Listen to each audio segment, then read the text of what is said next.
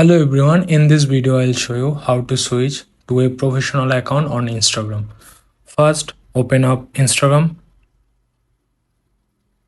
and then click on your profile icon, little icon here, as you can see, right corner, click on that and then click on edit profile,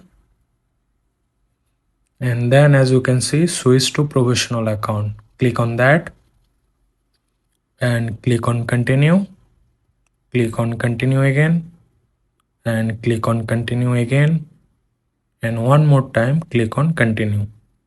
And then here is, as you can see, you can select any of those according to your niche.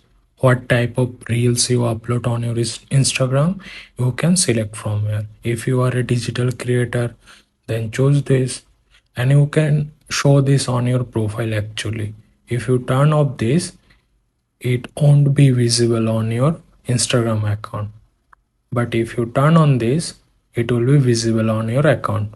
So I will let it be like this off. So then after that, click on done and then make sure click on OK. It will take some times. And then, are you a creator or business? I am a creator, so I am going with these options, creator, and then click on next. And here you go, your account is now professional. So thank you so much for watching this video. Please make sure subscribe my channel and please share this video with your friends. Have a great day.